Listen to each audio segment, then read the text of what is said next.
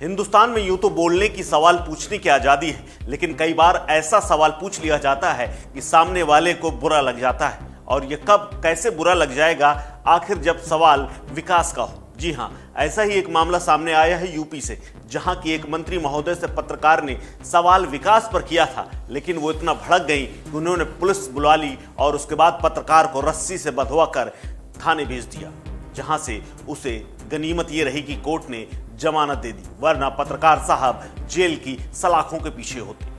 UP के संभल में राज्य मंत्री गुलाब देवी से विकास कार्यों पर सवाल करने पर एक स्थानीय पत्रकार को बीजेपी नेता की शिकायत पर मंत्री के कार्यक्रम में व्यवधान डालने और मारपीट, गाली गलौज करने के आरोप में मुकदमा दर्ज करके गिरफ्तार कर लिया गया था, जिसके बाद उसे कोर्ट ने जमानत दे दी और पुलिस को रिहा करना पड़ा। वहीं इस मामले पर जब गुलाब देवी से सवाल किया गया तो उन्होंने कैमरे पर कुछ भी बोलने से इनकार कर दिया, लेकिन समाजवादी पार्टी ने इस सवाल का जवाब वायरल वीडियो शेयर कर बीजेपी पर निशाना साधा और इसे अघोषित इमरजेंसी और तानाशाही करार दिया है। दरअसल गुलाब देवी चंदौसी कोतवाली के बुधनगर गढ़वा गांव के 11 मार्च को सोत नदी पर चेक डैम निर्माण शिलान्यास कार्यक्रम में पहुंची थी।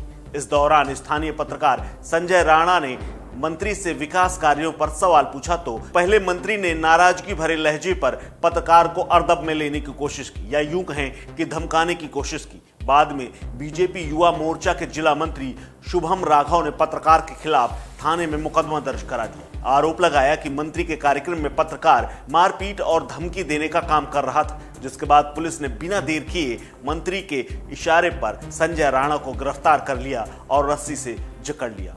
वहीं दूसरी तरफ पत्रकार संजय राणा का कहना है कि उसे तो सिर्फ मंत्री जी से विकास कार्यों को लेकर सवाल करने थे।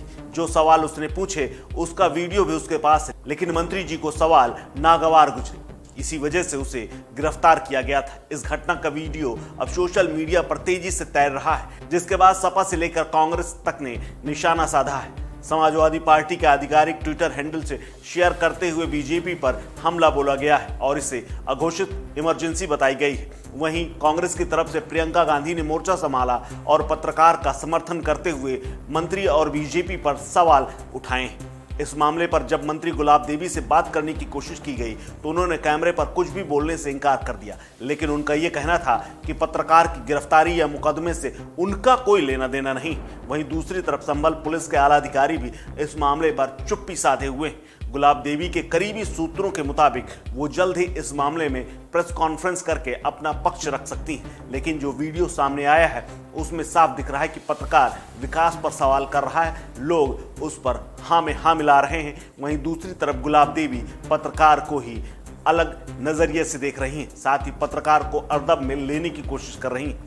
इस मामले पर पत्रकार के परिजनों का भी बयान आया है। उन्होंने कहा कि मंत्री ने गांव के विकास के लिए चुनाव से पहले बड़े बड़े वादे किए थे और कहा था कि 70 लाख रुपए से गांव के विकास के लिए भेजे गए हैं, लेकिन गांव का कोई विकास कार्य अब तक नहीं हुआ है। रास्तों पर कीचड़ भरा हुआ है, आने जाने वाले लोगों को यहाँ पर बहुत परेशानी होती है। गांव में सार्वजनिक सुलभ शौचालय भी नहीं है, जिसकी वजह से लोग आज भी खेत में शौच के लिए जाते हैं। यही बात जब पत्रकार ने मंत्री से पूछ ली तो उन्हें बुरा लग गया और उस पर मुकदमा दर्ज कर लिया गया। वहीं संजय की मां का कहना है कि पुलिस वाले उसे पीटते हुए जीप में घसीटते हुए डालकर ले गए। संजय राणा को हालांकि कोर्ट से जमानत मिल गई, लेकिन फिलहाल ये मामला पूरे यूपी में चर्चा का विषय बना हुआ है। साथ ही एक के बाद एक ट्वीट, शेयर और लाइक किए जा रहे हैं और बीजेपी सरकार से सवाल पूछे जा रहे हैं। और सवाल ये भी हो रहे हैं कि आखिर पत्रकार ने ऐसा क्या सवाल पूछ लिया था कि मंत्री महोदय ने उसे रस्सियों से जकड़ा दिया। इस खबर में फिलहाल इतना ही। अपडेट्स के लिए बने रहिए वन इंडिया हिंदी के साथ। नमस्कार।